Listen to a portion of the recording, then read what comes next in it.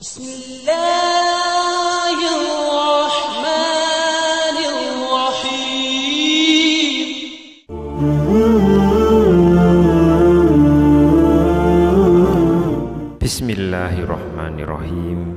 Assalamualaikum warahmatullahi wabarakatuh. Syukur alhamdulillah kita masih diberikan kesempatan dan dipertemukan kembali di channel ini. Semoga perjumpaan kita ini akan dicatat sebagai amal ibadah dan diberkahi oleh Allah Subhanahu wa Ta'ala. Sholawat serta salam tak lupa selalu dan tetap tercurahkan kepada junjungan kita Nabi besar Muhammad Sallallahu Alaihi Wasallam, juga kepada keluarga, sahabat, dan para pengikut beliau hingga hari kiamat. Allahumma sholli ala Sayyidina Muhammad wa ala ali Sayyidina Muhammad.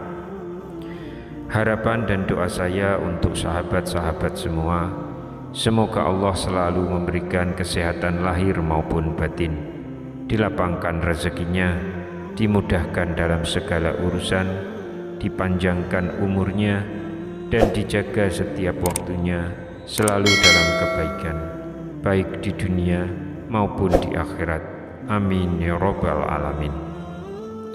Sahabat Obropedia yang dirahmati Allah, dalam pembahasan kali ini kita akan mendalami hadis yang disebutkan dalam kitab Sahih Al-Bukhari dan juga disebutkan dalam kitab Sahih Muslim. Oleh karena itu, maka para ulama memiliki istilah khusus yang disebut dengan muttafaqun alaih.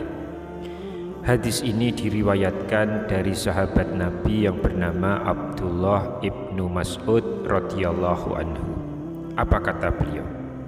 Aku pernah bertanya kepada Nabi Muhammad sallallahu alaihi wasallam, amal apakah yang paling disukai oleh Allah Subhanahu wa Ta'ala? Pertanyaan dari Abdullah ibnu Mas'ud ini adalah pertanyaan yang cerdas. Kenapa cerdas?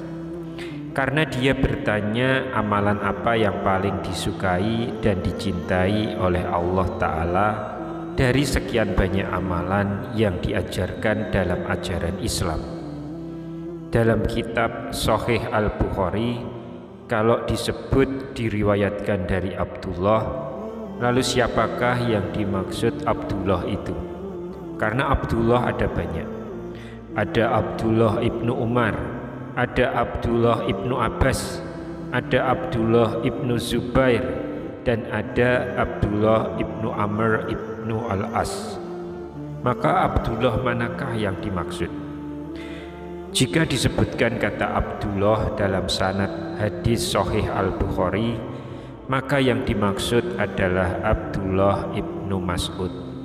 Itu adalah sebuah rumus yang khusus, karena kalau 4 Abdullah yang lain tidak disebut dengan Abdullah, melainkan dengan Ibnu Abbas, Ibnu Umar, Ibnu Zubair, dan Ibnu Amr bin Al-As. Dan khusus yang satu ini yang dimaksud Abdullah adalah Abdullah ibnu Mas'ud. Mengapa?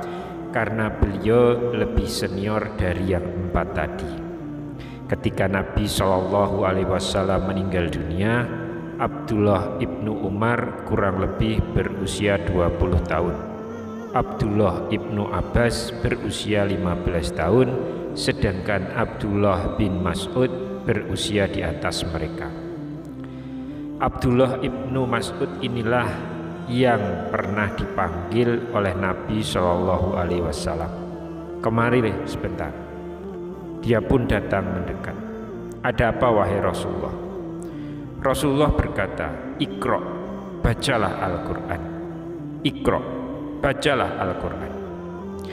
Bagaimana aku membacakan Al-Quran ini kepadamu ya Rasulullah, padahal Al-Quran ini diturunkan kepada engkau? Maka aku tak layak membacakan Al-Quran ini kepada engkau ya Rasulullah, kata Abdullah ibnu Mas'ud. Rasulullah berkata, Iqra, bacalah. Aku ingin mendengarkan bacaan Al-Quran dari mulut orang lain. Lihat, Inilah keutamaan dari Abdullah ibnu Mas'ud. Maka dia kemudian membacakan ayat demi ayat sampai pada ayat di surat An-Nisa ayat yang ke-41. Maka bagaimanakah halnya orang kafir nanti apabila kami mendatangkan seseorang saksi atau rasul dari tiap-tiap umat, dan kami mendatangkan kamu Muhammad sebagai saksi atas mereka itu sebagai umatmu. Ketika sampai pada ayat itu, apa kata Rasulullah kepada Abdullah ibnu Mas'ud? Hasbuka, cukup, berhenti wahai Abdullah ibnu Mas'ud.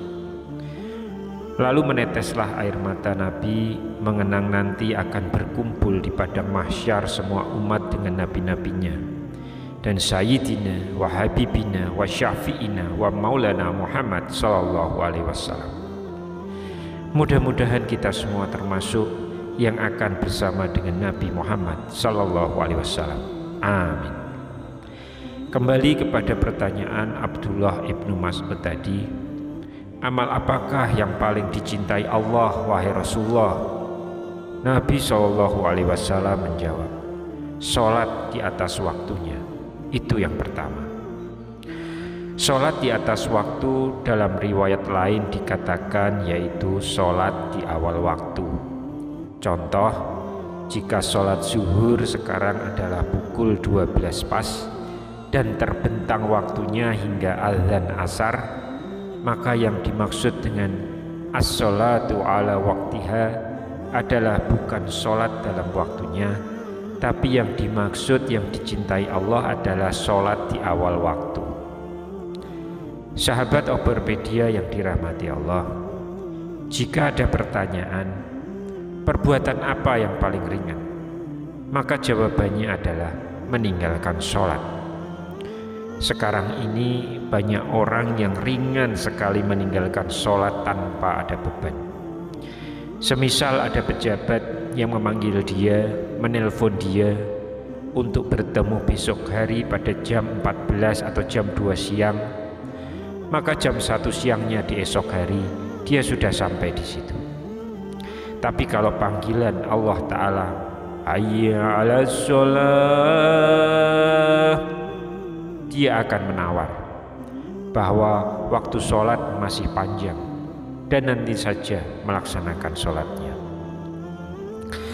Oleh karena itu, pertanyaan dari Abdullah ibnu Mas'ud ini adalah pertanyaan cerdas yang masih sangat relevan dengan keadaan sekarang.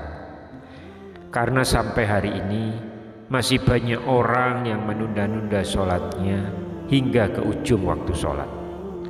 Maka sesungguhnya orang yang menunda sholatnya itu bukan hanya sekedar melalaikan suatu perbuatan yang agung dan mulia, tapi juga termasuk dalam golongan fawailul lil musholin.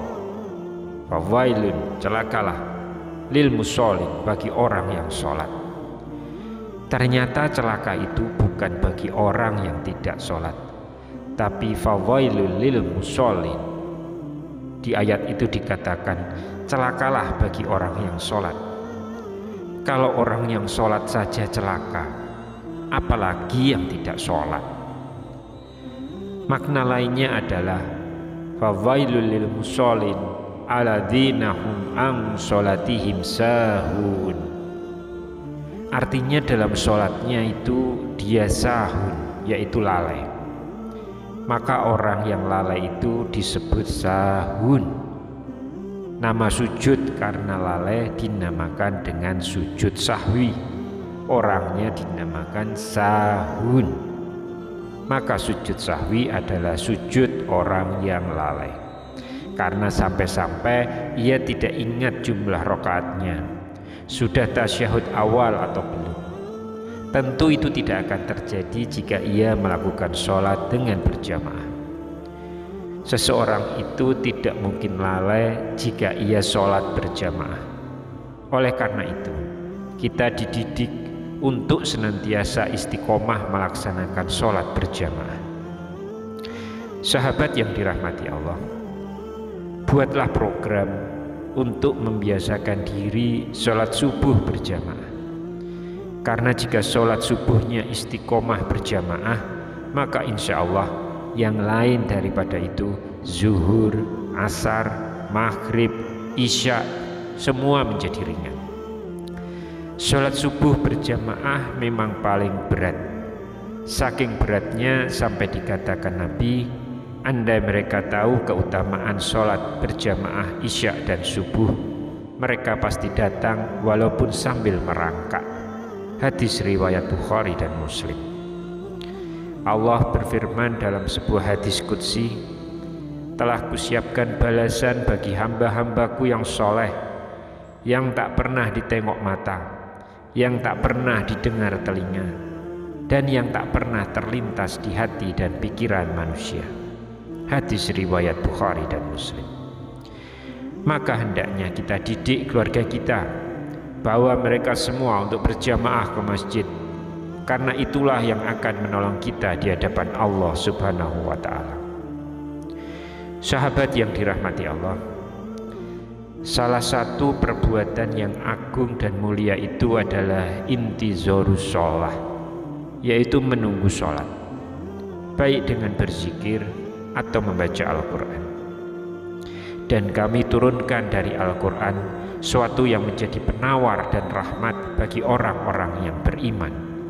Quran Surat Al-Isra ayat 82. Jadi Al-Quran sebagai penyembuh hati yang luka, penyembuh pelipur lara, penyembuh hati yang sempit. Maka tidak ada obat yang lain kecuali koneksi dengan Allah diperbaiki. Putus hubungan dengan listrik, susah hidup kita. Putus hubungan dengan kawan, kita akan galau. Lalu bagaimana jika kita putus hubungan dengan Allah Subhanahu wa ta'ala? Maka kita tidak boleh putus kontak dengan Allah Subhanahu wa ta'ala. Karena ketika kita putus hubungan dengan Allah, maka disitulah puncak kehancuran. Datanglah iblis, setan, dan segala yang mengganggu kita. Satu-satunya agama di dunia yang mengajarkan tak pernah putus hubungan dalam setiap pergeseran waktu adalah agama Islam. Setiap bergeser waktu, orang Islam senantiasa menjalin koneksi hubungannya dengan Allah Subhanahu wa ta'ala. Ketika terbit fajar, kaum muslimin menjalin komunikasi kepada Allah dengan sholat yang dinamakan sholat fajar. Disebut juga dengan sholat subuh, disebut juga dengan sholat ghadah, disebut juga dengan Quran al-Fajr. Allah berfirman, dirikanlah sholat dari sesudah matahari tergelincir sampai gelap malam, dan dirikanlah pula sholat subuh. Sesungguhnya sholat subuh itu disaksikan oleh malaikat. Quran Surat Al-Isra ayat ke-78. Lalu kenapa dinamakan Quran al-Fajr? Karena ayat yang paling panjang dibaca oleh Rasulullah adalah dalam sholat subuh. Lalu kenapa sholat subuh dikatakan disaksikan oleh malaikat? Karena malaikat yang bertugas malam dan malaikat yang bertugas siang berjumpa pada sholat subuh, dan mereka ikut menyaksikan serta ikut mengucapkan amin. Dan kata Rasulullah, siapa yang bertepatan aminnya dengan malaikat, maka akan diampuni oleh Allah dosa-dosanya yang telah lalu. Sahabat yang dirahmati Allah, diceritakan kepada Nabi SAW tentang seseorang yang dia terus tertidur sampai pagi hari hingga tidak mengerjakan sholat. Maka beliau SAW bersabda, setan telah kencing di telinganya. Hadis riwayat Al-Bukhari. Maka dari itu, jangan sediakan WC untuk setan. Dengan sebab apa? Atas sebab karena tidak sholat subuh. Banyak orang saat ini sudah tidak ada perlunya lagi dengan sholat. Padahal apa kata Nabi? Siapa yang meninggalkan sholat dengan sengaja, maka kafirlah ia secara jihar, secara nyata. Hadis riwayat Tabrani. Pembatas antara kita dan mereka adalah meninggalkan sholat. Barang siapa yang meninggalkan sholat, berarti dia telah kafir. Hadis riwayat Ahmad. Sebagian ulama mengatakan bahwa kafirnya itu adalah kufur nikmat, ia masih tetap muslim, tapi dia kufur nikmat.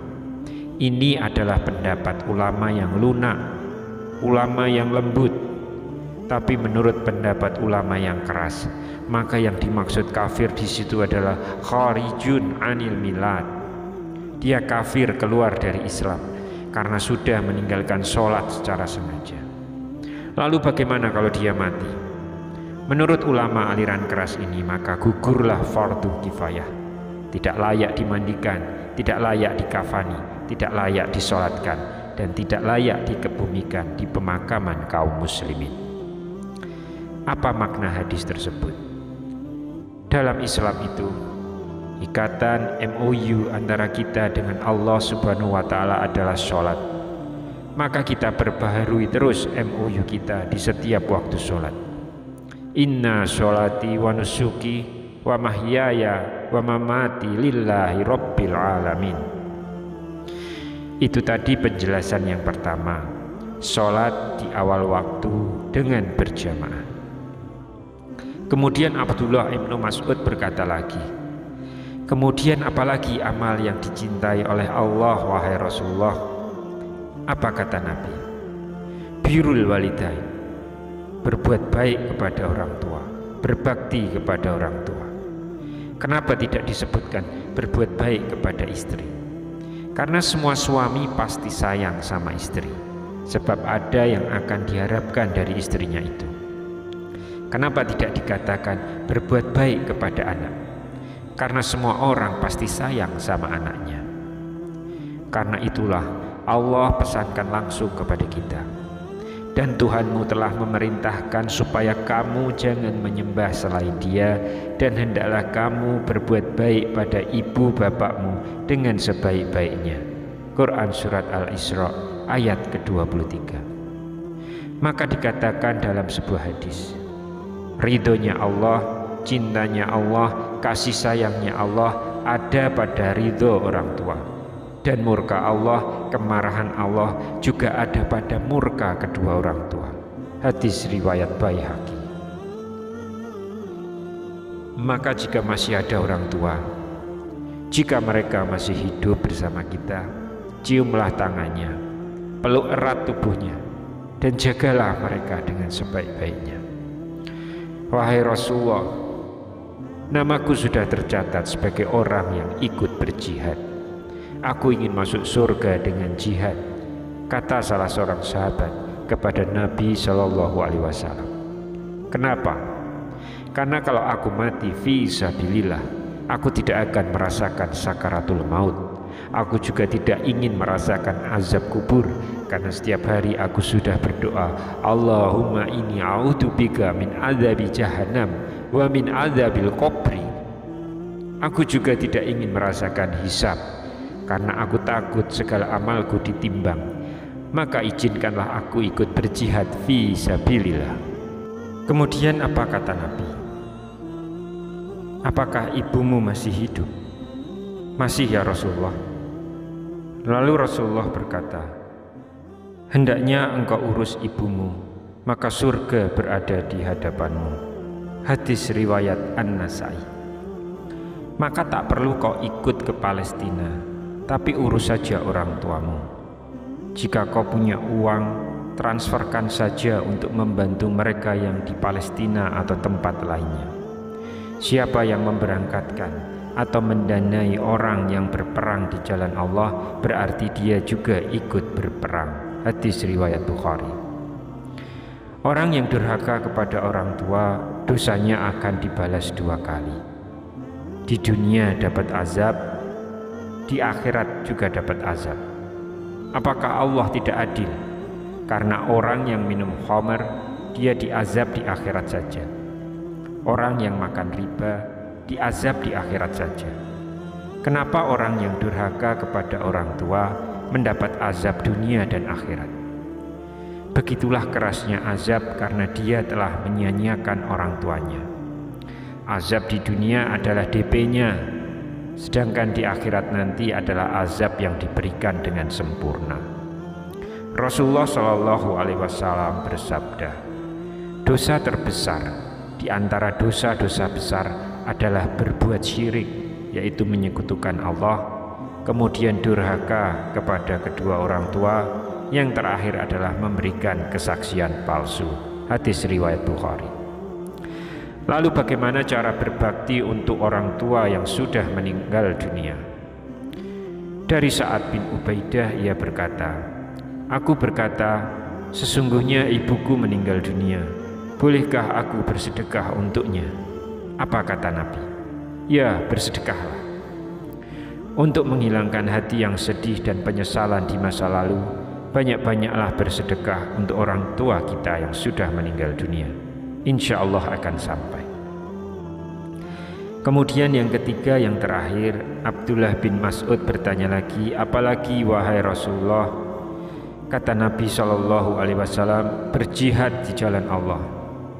Jihad adalah badlul juhdi, mengerahkan segenap kemampuan apa yang ada pada kita. Di antaranya adalah bi amwalikum, yaitu dengan harta, uang, lalu kirimkan untuk membantu saudara-saudara kita yang ada di Palestina atau tempat lainnya. Siapa yang menginfakkan hartanya di jalan Allah, maka ditetapkan pahala baginya 700 kali lipat. Hadis riwayat At-Tirmizi. Jadi kesimpulan dari pertanyaan Abdullah bin Mas'ud terkait amalan apa yang paling dicintai Allah, Nabi menjawab, yang pertama, as-sholatu ala waktiha, yang kedua, birrul walidain, dan yang ketiga adalah al-jihadu fi sabilillah. Dan sebagai penutup, kita berharap anak-anak kita lah yang akan membimbing kita mengucapkan kalimat la ilaha illallah ketika kita menghadapi sakaratul maut. Karena itu, didiklah mereka dengan pendidikan agama Islam. Semoga pembahasan ini dapat memberikan manfaat untuk kita semua dan kita bisa istiqomah mengamalkannya. Amin ya rabbal alamin. Assalamualaikum warahmatullahi wabarakatuh.